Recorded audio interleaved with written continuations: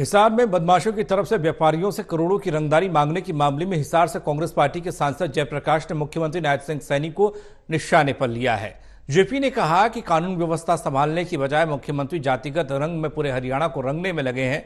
हिसार में जेपी से खास बातचीत हुई, associate editor doctor Mahesh Kumar ने की।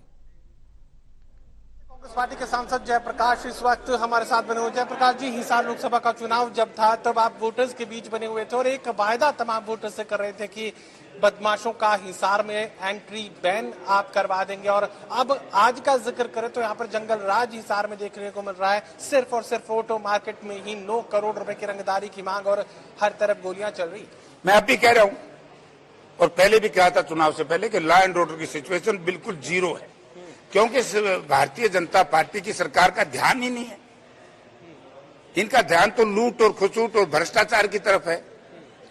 और जैसे ही हरियाणा प्रदेश में हमारी सरकार बनेगी, याद होगा चौधरी भूपेंद्र सिंह हुड्डा के मुख्यमंत्री बनने के बाद 36 घंटे के बाद एक ऐलान किया था कि या तो बदमाशों हरियाणा छोड़ जाओ या फिर ठीक हो जाओ।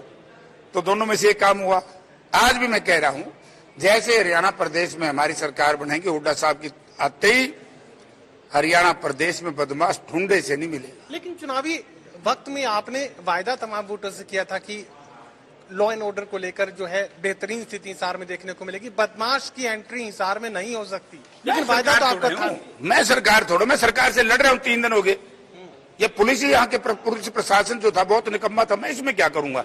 लॉ एंड ऑर्डर सेंटर का महकमा स्टेट का, ये स्टेट मैटर है। सेंटर का होता तो गृह मंत्री से भी मैं बात कर लेता।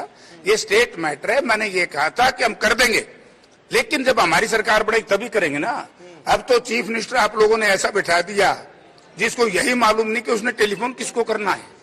सिवाय जात पात मजहब धर्म क्षेत्रवाद से सिवाय बीजेपी को कुछ भी सामने दिखाई नहीं देता। जनता की माल की जान की सुरक्षा ना इन्होंने कभी जिंदगी में सोची, ना ये सोच सकते। जिन लोगों ने पुलवामा जैसे जघन्य अपराध हुआ था उसी की आज तक जांच नहीं कराई।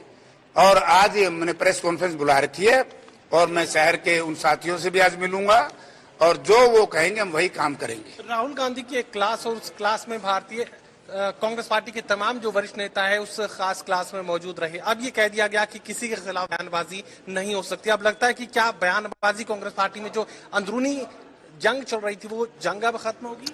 कहाँ था अंदरूनी जंग? हम तो मारूं पाछे पड़ रहे हो सारे नुको कांग्रेस में फूट है, कांग्रेस का नुकसान होगा। होया नुकसान कोई हिसार में होया के नुकसान? बस भी तो ये आपस में मतभेद छोटे मोटे थे, लेकिन मन भेद नहीं थे। वो चलते रहेंगे। पार्टी हाईकमांड को सबका पता है और जनता को सबका पता है। जो अब हम पार्टी प्लेटफॉर्म से बाहर कोई बात नहीं करेंगे, जो करेगा उसको पार्टी भी एक्शन लेगी। जनता भी अब सोच चुकी है कि जो भी हरियाणा प्रदेश की सरकार बनने में कोई भी बाधक नहीं बनेगा मेरे हिसाब से। राहुल गांधी भी ये कह रहे हैं कि जो पार्टी छोड़कर गए हैं उन्हें भूल जाओ। तो वो क्या कह रहे हैं क्या नहीं कह रहे, राहुल जी हमारे माननीय नेता है। हम पार्टी के बारे में कुछ नहीं कहेंगे, हमें यह आदेश मिला है। चलिए, जेपी सातोर से कहने की कोशिश कर रहे हैं कि कानून व्यवस्था को लेकर हिसार में बदहाल स्थिति इस वक्त देखने को मिल रही है। वो पूरी कोशिश कर रहे हैं कि कानून व्यवस्था की स्थिति को बेहतर बना दिया जाए, लेकिन जब तक उनकी सरकार नहीं आएगी पूर्ण रूप से बदमाशों के खिलाफ कार्रवाई वो नहीं करवा पाएंगे। सोगी कमल के साथ doctor Mahesh Kumar, total news Hisar.